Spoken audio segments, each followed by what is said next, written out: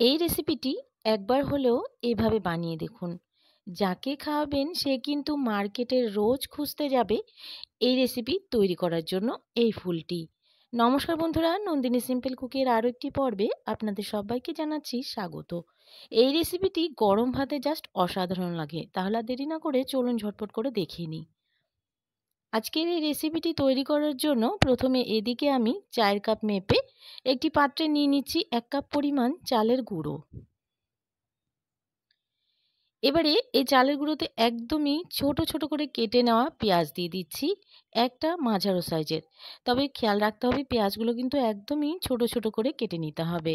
আর দিয়ে দিচ্ছি একটা কাঁচা লঙ্কা কুচি, কাঁচা লঙ্কাটাকেও আমি একদমই ছোট ছোট করে কেটে নিয়েছি। এবারে এখানে পরিমাণ মতো জল দিয়ে একটা ব্যাটার রেডি করে নেব। তবে এই ব্যাটারটা কিন্তু একটু পাতলা হবে, খুব বেশি ঘন বা খুব বেশি পাতলা নয়। তৈরি করার পরে আপনারা দেখে বুঝতেই পারবেন ঠিক কেমন তৈরি করে নিতে হবে। তো বন্ধুরা, এখানে মোট আমার 1.5 কাপ পরিমাণ জল লেগেছে। তো ব্যাটারের ঘনত্বটা দেখে বুঝতে পারছেন কতটা পাতলা রেখেছি। এবারে এখানে আমি নিয়ে নিচ্ছি 2টো ডিম। 2টো ডিমকেই ফাটিয়ে আমি এই ব্যাটারের মধ্যে দিয়ে দিচ্ছি। এখানে আমি 1 কাপ পরিমাণ যেহেতু চালের গুঁড়ো ব্যবহার করেছি, তো এখানে 2টো আমার ডিম লাগছে। তো খুব বেশি চালের গুঁড়ো নিলে কিন্তু ডিমটাও একটু বেশি দিতে হবে। এবারে ডিমগুলোকে খুব ভালো করে ব্যাটারের সাথে একটু ফেটিয়ে মিশিয়ে নেব।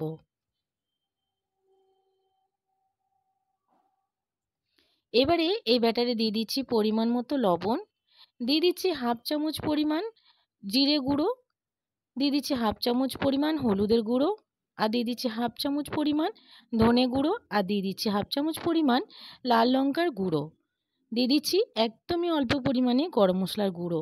এখানে কিন্তু মশলার পরিমাণটা একদমই কম রাখতে হবে যতটা আমি নিয়েছি। এবারে সমস্ত ব্যাটারটাকে খুব ভালো করে রেডি করে নিলাম। আর এখানে নিয়ে নিয়েছি আমি কুমড়োর ফুল। এই ফুলটা আমার বাড়িতেই হয়েছে। তোমরা যদি মার্কেটে পাও অবশ্যই কিন্তু নিয়ে আসবে। আর এইভাবে একবার বানিয়ে খেয়ে দেখবে, এতটাই ভালো লাগে দেখবে বারবার কিন্তু মার্কেটে দেখতে পেলেই বাড়ির মানুষরা দেখবে কিনে নিয়ে আসছে। এবারে এই কুমড়ো ফুলের যে পেছনের অংশটা থাকে সেটা আমি কেটে বাদ দিয়ে খুব ভালো করে ধুয়ে পরিষ্কার করে নিয়েছি। এবারে এদিকে তেল গরম হতে দিয়ে দিয়েছিলাম। তেলটা খুব ভালো করে গরম হয়ে যাওয়ার পরে যে ব্যাটারটা রেডি করে রেখেছিলাম সেই ব্যাটারে খুব ভালো করে ডুবিয়ে একদমই মিশিয়ে নেব। ফুলের গায়ে খুব ভালো করে ব্যাটারটাকে একদমই কোট করে নিতে হবে।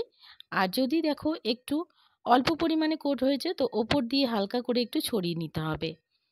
তো এবারে উল্টে পাল্টে গোল্ডেন ব্রাউন করে ভেজে নেব। আর যেহেতু চালের গুঁড়ো ব্যবহার করেছি ভীষণই ক্রিস্পি হয় খেতে চালের গুঁড়ো ব্যবহার করলে।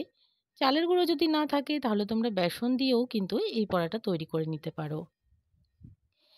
এই বড়া তো অনেকেই খেয়েছো, তবে আমার মতো করে একবার হলেও এভাবে বানিয়ে খেয়ে দেখো, দারুণ টেস্ট হয়। সবাই কিন্তু বাড়ির সবাই চেয়ে চেয়ে খাবে।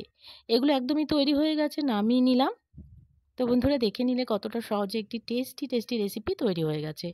দুপুরবেলা গরম ভাতে এই রেসিপি থাকলে সবাই কিন্তু চেয়ে চেয়ে খাবে।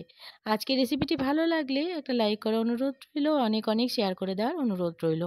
নতুন বন্ধু আমার চ্যানেলে যদি নতুন এসে থাকো, আমার চ্যানেলটিকে সাবস্ক্রাইব করে পাশে থাকা বেল আইকনটাকে প্রেস করে অল বাটনে ক্লিক করতে ভুলবে না, এই ধরনের রান্নার নোটিফিকেশনগুলো সবার আগে তোমাদের কাছে পৌঁছে যাওয়ার জন্য।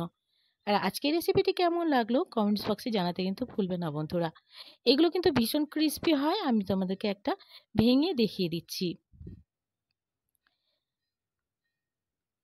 তো দেখে তোমরা বুঝতেই পারছো এগুলো কিন্তু চালের গুঁড়ো ব্যবহার করলে ভীষণ ক্রিস্পি হবে। আজকের রেসিপি এখানে শেষ করছি। দেখা হচ্ছে পরবর্তী রেসিপিতে। ততক্ষণ সবাই ভালো থাকো।